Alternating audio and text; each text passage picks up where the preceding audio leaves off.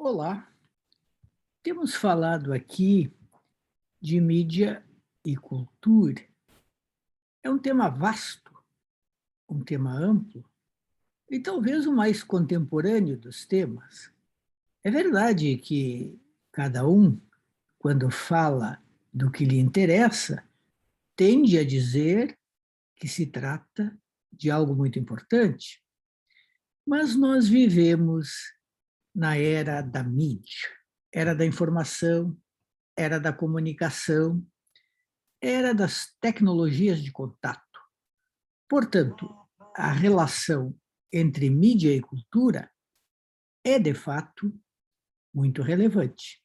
Eu queria, neste tópico, analisar um pouco mais cada um desses termos e a relação que entre eles se estabelece como uma espécie de fecho para este semestre de diálogo, debate, leitura e aprofundamento.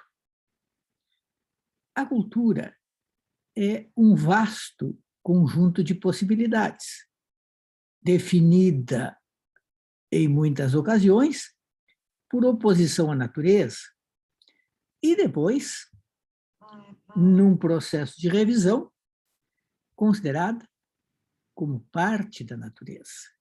Não é este o ponto que vamos enfocar, é um pouco diferente. Já a mídia tem sido definida como o elemento de conexão entre os indivíduos, com um papel que varia de acordo com os analistas. A mídia manipuladora, a mídia influenciadora, a mídia que informa, a mídia que presta um serviço público, a mídia que presta um serviço a um público. Podemos dizer, num sentido antropológico amplo, que cultura é tudo. Um conceito tão amplo pode parecer vago e até inútil. Podemos dizer que mídia é um termo carimbado. É, no fundo, um termo crítico a um conjunto de atividades de meios de comunicação. Há 20, 30 anos, o termo mídia não era dominante.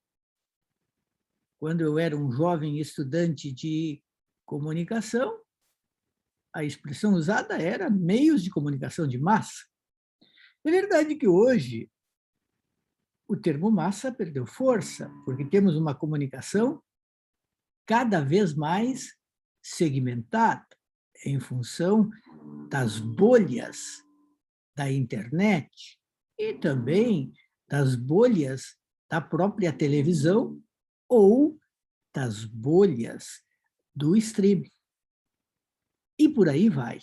Então, tudo isso está novamente num caldeirão, cozinhando, fervendo e exigindo novas interpretações, que estão em construção. Essas interpretações não são definitivas. Evidentemente que nenhuma interpretação é definitiva. Tudo neste mundo das ciências humanas, das ciências sociais, tudo é construção permanente. Vale dizer, hipóteses surgem, são validadas, são desconstruídas, outras aparecem. É um processo contínuo. Mas a relação entre mídia e cultura, ela parece bem consolidada no momento. É claro que as perguntas capitais são sempre as mesmas e óbvias. A mídia faz a cultura ou a cultura faz a mídia?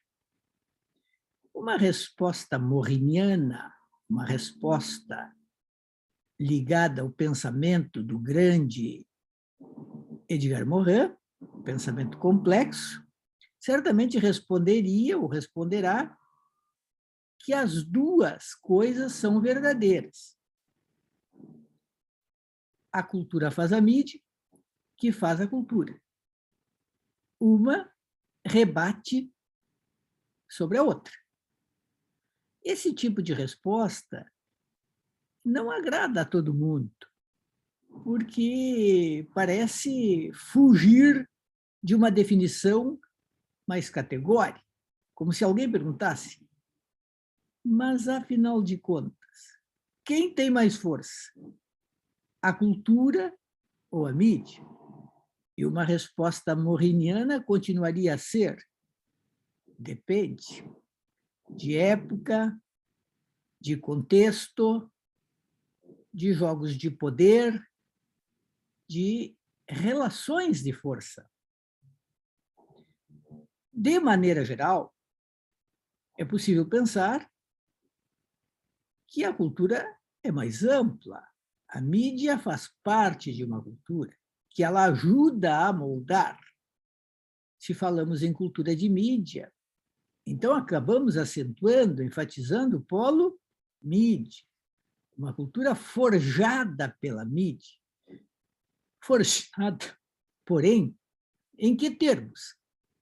Não é um grupo de executivos ou de jornalistas ou de publicitários reunido que decide o que vai ser a cultura. Não funciona assim. Ainda que, quando grupos formatam uma série, um filme, algo que faz sucesso, eles tendam a influir mais poderosamente na definição dos rumos da cultura. Só que esses planejamentos nem sempre se confirmam. Na verdade, existem fórmulas para tentar alcançar o êxito na produção de bens culturais. Nem sempre, contudo, essas fórmulas se efetivam. Há muitas falhas, há muito fracasso. Tudo isso nos leva a ter de refletir profundamente sobre este mundo, novo mundo, profundamente diferente e sempre o mesmo. Por que diferente e sempre o mesmo? Porque há um ponto inegociável. Somos seres humanos, historicamente, intemporalmente marcados por alguns elementos: o amor, o ódio, o desejo de ter determinadas satisfações, a busca por recompensas, sentimentos, emoções, coisas que fazem de nós seres humanos e que parecem se repetir ao longo do tempo.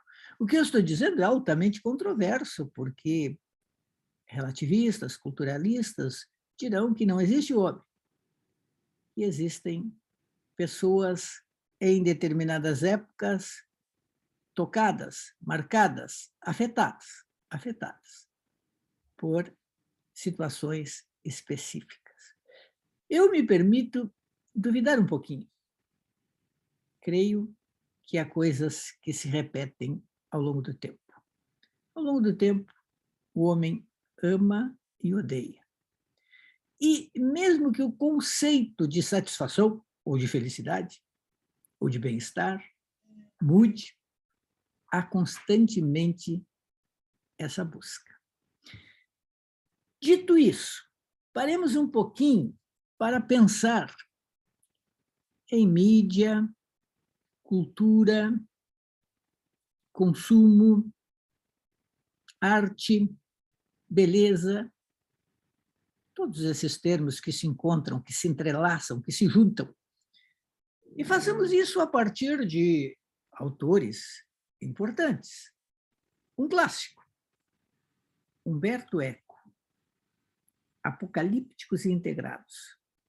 Um dos livros mais importantes do século XX, Umberto Eco, o pesquisador, professor, cronista, romancista italiano, que marcou época. Eu tive a alegria de fazer um curso do Umberto Eco no Collège de France, em Paris. Umberto Eco, que, como todo mundo sabe, se consagrou mundialmente com romances como O Nome da Rosa e outros, Pêndulo de Foucault e outros. Humberto Eco, que se consagrou também como semiólogo e que publicou importantíssimos livros, a meu ver, no plano teórico, este é o mais importante. E aqui já Umberto Eco tematizava a eterna oposição entre os que cantam a evolução tecnológica e os que se assustam com ela. Estou dizendo isso de uma maneira muito resumida e talvez caricatural. Umberto Eco, que no fundo dizia o seguinte: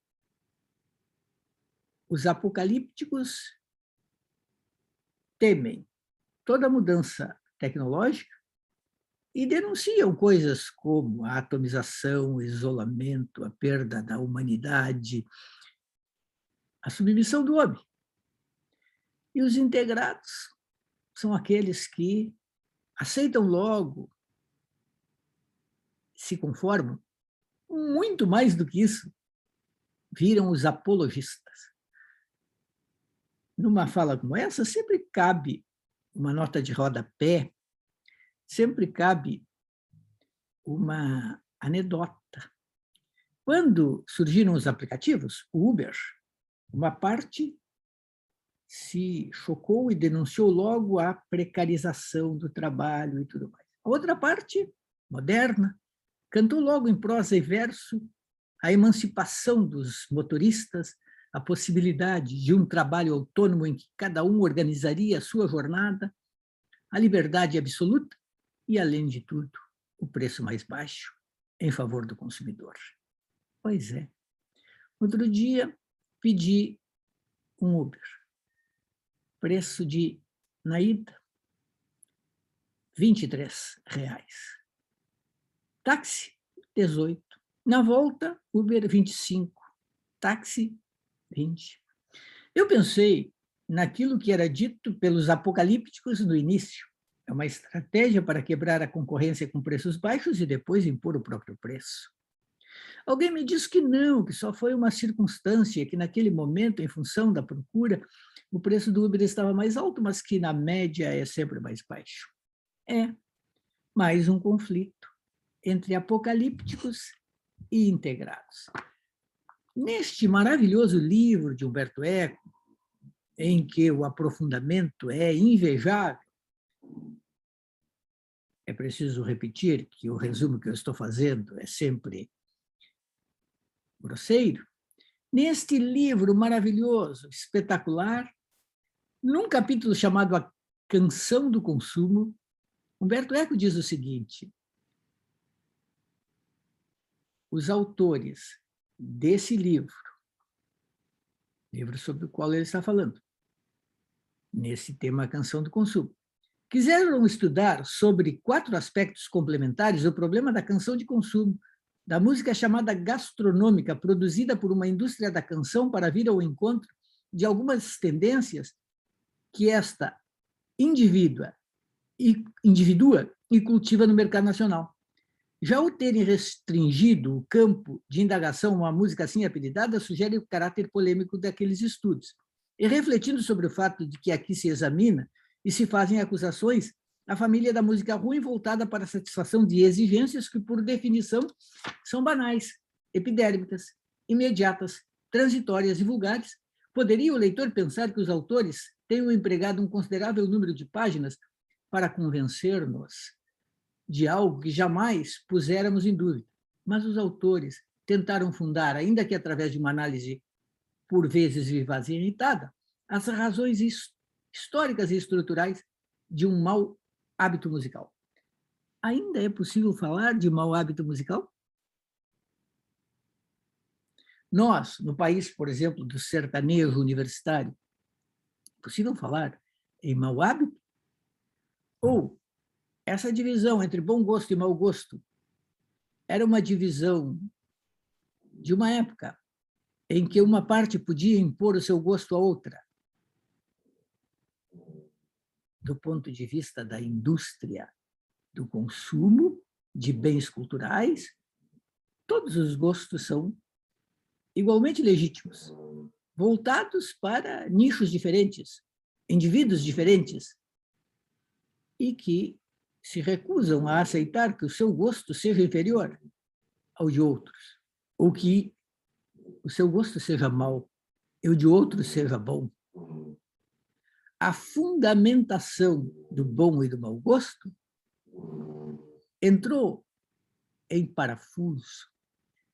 E se alguns insistem em que existem parâmetros para definir o bom e o mau gosto, outros simplesmente dizem que esses parâmetros são artificiais, que produzem hierarquias culturais e sociais inaceitáveis e até preconceituosas, e que a única coisa válida é a satisfação de cada um. Se eu gosto disto e estou contente, e isto não causa mal a terceiros, então por que este gosto seria considerado inferior a outro? É claro que nesta discussão interminável, os defensores do bom gosto dirão que não há como comparar Beethoven com um produto da cultura de massa feito a partir de determinadas fórmulas para satisfazer as necessidades epidérmicas de alguns. Não é este o tema aqui. Esta parte entra na história apenas para dizer o seguinte: a relação entre mídia e cultura passa também pela discussão do gosto. Quem faz o gosto? Quem diz o que é bom? Quem diz o que é ruim? A indústria dos bens de consumo, aquela que os frankfurtianos chamaram de indústria cultural, não pode esposar uma hierarquia sob pena de dar tiro no pé e de estragar o seu negócio. Ao contrário, a indústria cultural trabalha para mostrar que todos os gostos são legítimos e devem ser atendidos. Ora, o atendimento de todos esses gostos resulta em uma transformação do cenário cultural, em que aquilo que antes era ignorado, invisibilizado, desclassificado, desqualificado, agora pode se exibir em praça pública como um gosto como qualquer outro, e que não sente vergonha de si e não se vê como inferior a qualquer coisa, mesmo que esta ou aquela produção exija determinadas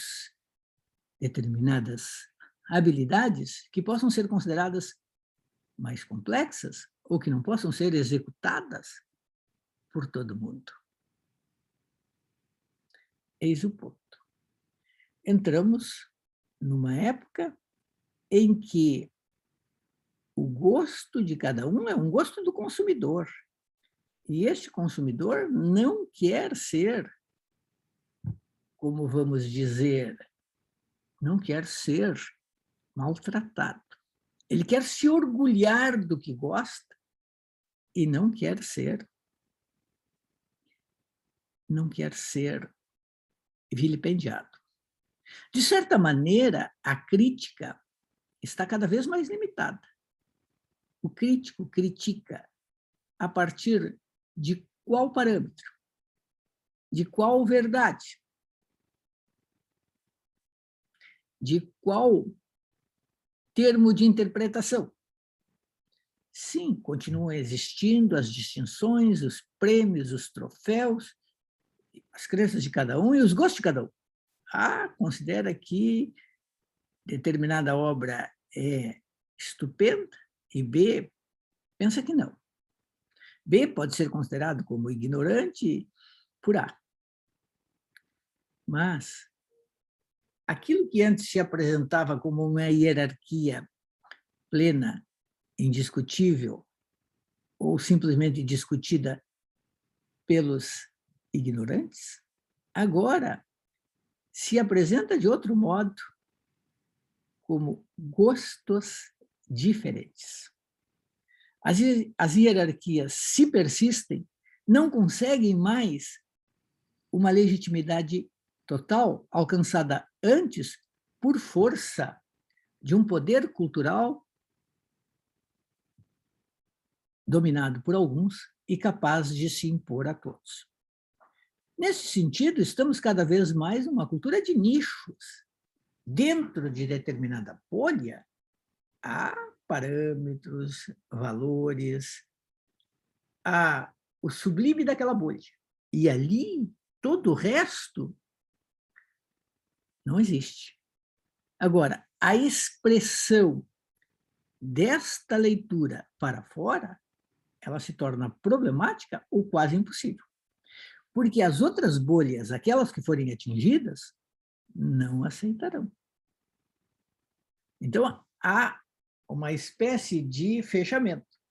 Se eu acredito em determinados valores, em determinados elementos, em determinadas qualidades, em determinados atributos de uma obra, o que me resta é me juntar com os que pensam como eu e viver essa sinergia no âmago da nossa bolha.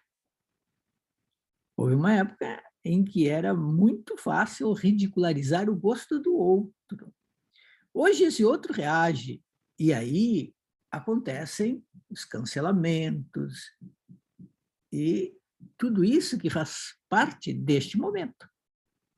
E alguns até se chocam, mas como? Eu só disse o óbvio, que determinado produto é ruim, que não tem qualidade, que é primário, que é tosco, que é isso, que é aquilo. Sim, na sua leitura, na leitura do outro, daquele que gosta, não é assim. E, portanto, ele se sentirá ofendido e submetido a uma hierarquização que lhe parecerá inaceitável, produto das escolhas de outro. Poderão estar marcadas pela sua classe, por alguma forma de inserção no mundo. Não entrarei em nomes para fazer comparações, porque, bom, isso criaria uma teia de elementos a discutir e polêmicas que não vem ao caso. Talvez seja o caso de citar outro monstro do pensamento, Walter Benjamin. Walter Benjamin, que pertenceu à escola de Frankfurt, mas que era um frankfurtiano, vamos dizer, dissidente, divergente, herético, diferente. E Walter Benjamin, o homem que discutiu a questão da aura, nos diz assim: no interior dos grandes períodos históricos, a forma de percepção das coletividades humanas se transforma ao mesmo tempo que seu modo de existência. O modo pelo qual se organiza a percepção humana, o meio em que ela se dá, não é apenas condicionado naturalmente, mas também historicamente. A época das invasões dos bárbaros, durante a qual surgiram a indústria artística do Baixo Império Romano e a gênese de Viena, não tinha apenas uma arte diferente da que caracterizava o período clássico, mas também uma outra forma de percepção. Eis o ponto. Sim, eis o ponto. A percepção muda. ela é obrigada a mudar. Mas ela não muda a partir de um planejamento, de uma mente genial, de um organizador de mundo.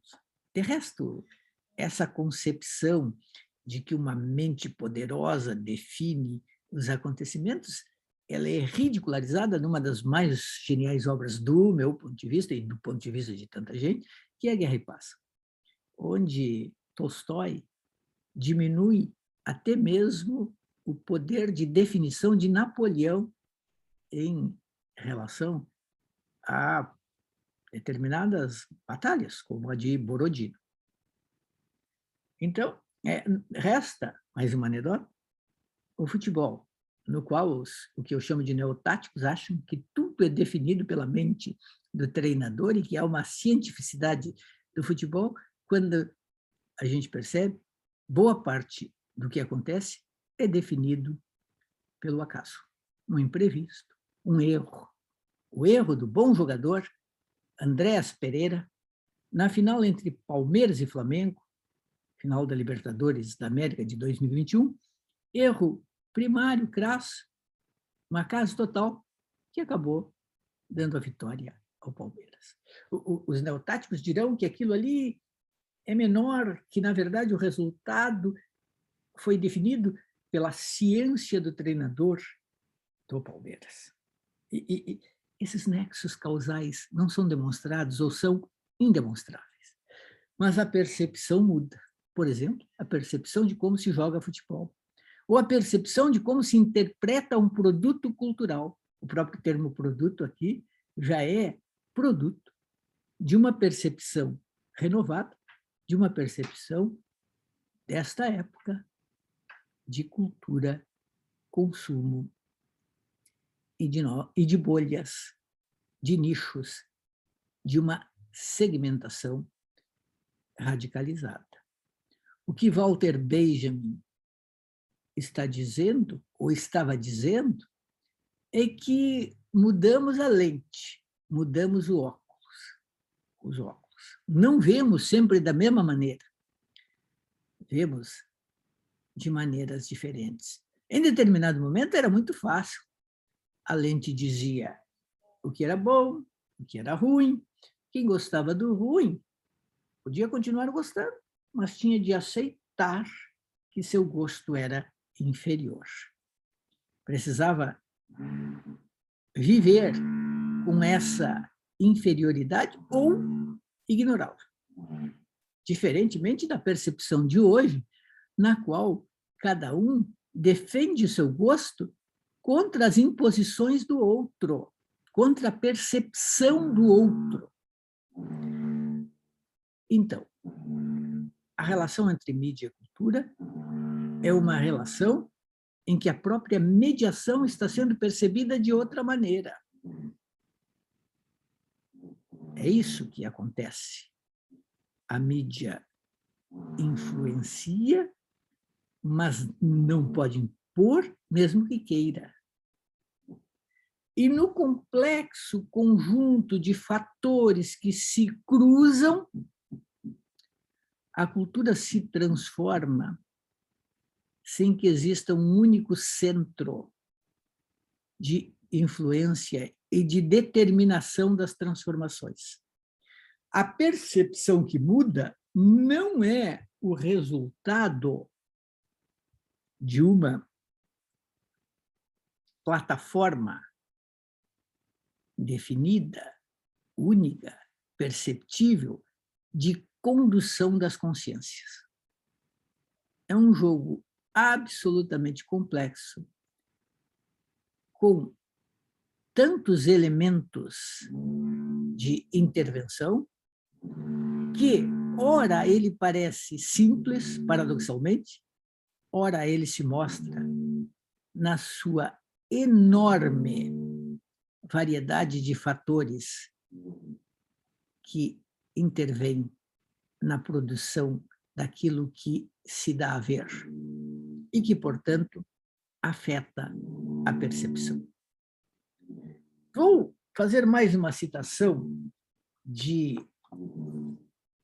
Walter Benjamin e concluir para não me alongar, porque o objetivo aqui hoje era o de fazer um fechamento. Benjamin nos diz assim: a unicidade da obra de arte é idêntica à sua inserção no contexto da tradição. Sem dúvida, essa tradição é algo de muito vivo, de extraordinariamente variável. A própria modernidade é uma tradição. Podemos entender por tradição aqui um conjunto de valores e percepções assentadas. É isso que acaba acontecendo. Como diria Michel Maffesoli, o herético de hoje é o canônico de amanhã. E o canônico de amanhã poderá ser ultrapassado por um novo herético, que obviamente se transformará em novo canônico. Valeu, pessoal. Até a próxima.